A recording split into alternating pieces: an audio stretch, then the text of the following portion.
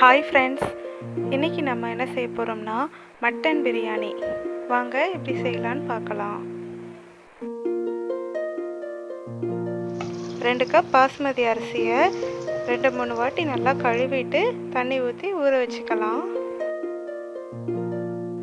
1/2 kilo mutton நல்லா கழுவி எடுத்து வச்சுக்கலாம்.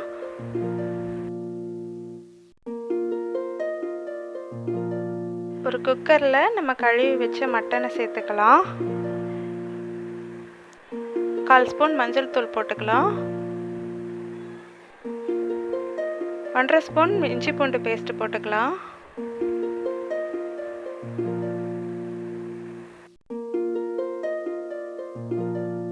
மட்டன் வேகிறதுக்கு தேவையான அளவு தண்ணி ஊற்றி குக்கரை மூடிடலாம்.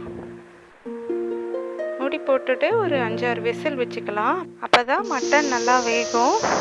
இப்போ 5 விசில் வந்துடுச்சு, நிறுத்திக்கலாம். இப்போ பிரியாணி பண்ணுறதுக்கு ஒரு சட்டி அடுப்பில் வச்சுக்கலாம். சட்டி சூடானதும் அதில் எண்ணெய் ஊற்றிக்கலாம்.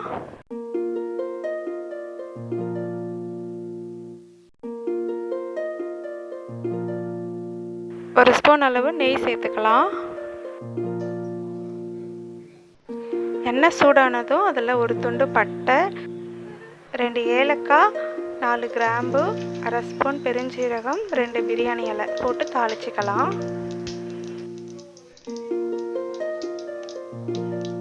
4 பச்சை மிளகாயை கீறிட்டு சேர்த்துக்கலாம்.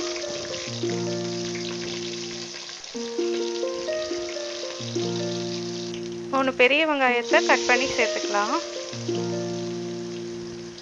சேர்த்து நல்லா வதக்கிக்கலாம்.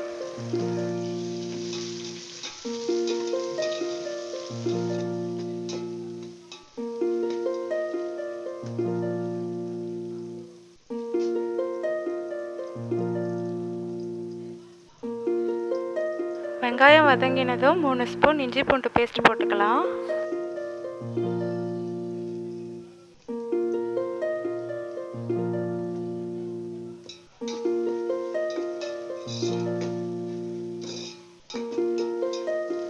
உப்பு போட்டுக்கலாம் தேவையான அளவு.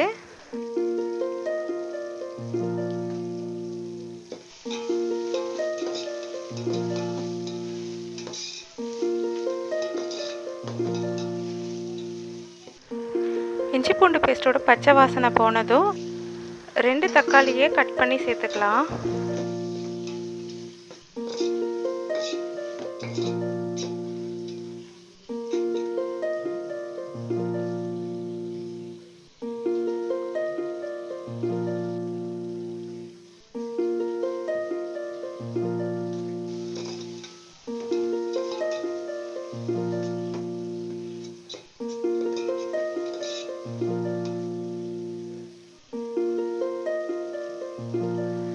ஒரு கைப்பிடி கொத்தமல்லி இலை சேர்த்துக்கலாம்.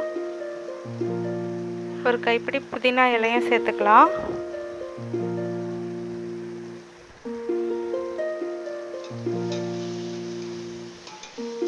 சேர்த்துட்டு நல்லா வதக்கிக்கலாம்.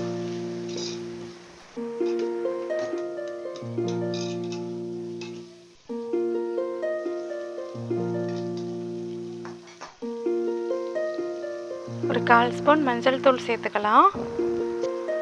1 ஸ்பூன் பிரியாணி மசாலா,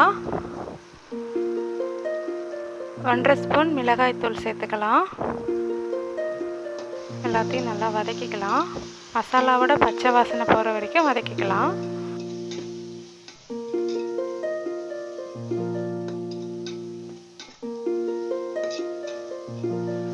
எல்லாம் நல்லா வதங்கிடுச்சு. இப்போ நம்ம வேக வச்ச மட்டன் சேர்த்துக்கலாம்.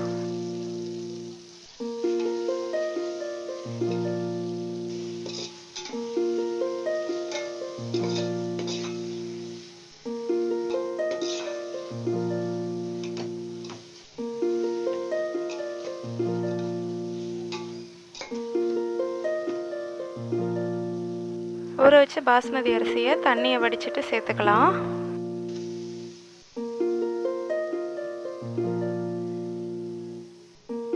இப்போ நம்ம தண்ணி சேர்த்துக்கலாம். 1 கப் அரிசிக்கு 1.5 கப் தண்ணி சரியாக இருக்கும். நான் 2 கப் அரிசி எடுத்துருக்கிறதுனால 3 கப் தண்ணி சேர்த்துக்கிறேன். நம்ம மட்டன் வேக வச்ச தண்ணியும் சேர்த்து எடுத்துக்கலாம். தண்ணியை வந்து கண்டிப்பாக கொதிக்க வச்சு சேர்த்தா நல்லா உதிரி உதிரியாக வரும் சாதம். இப்போ ஒரு மூடி போட்டு மூடி வச்சிடலாம். 10 நிமிஷம் கழித்து ஓப்பன் பண்ணி பார்க்கலாம். சாதத்தில் தண்ணி இல்லாமல் நல்லா வெந்து வந்திருக்கு.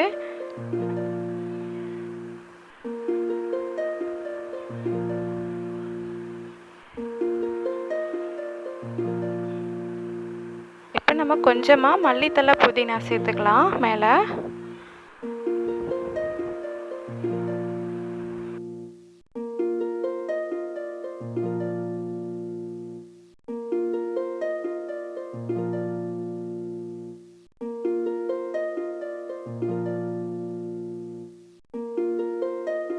இப்போ திரும்பவும் மூடி போட்டுடலாம். மேலே ஒரு கல் வச்சுக்கலாம் வெயிட்டுக்காக. அப்போ தான் ஆவி வெளியே போகாமல் இருக்கும். அடுப்பு கண்டிப்பாக சிம்மில் வச்சுக்கணும்.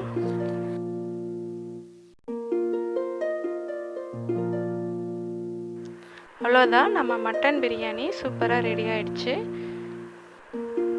பாருங்க, மட்டன் நல்லா பஞ்சு மாதிரி வெந்திருக்கு.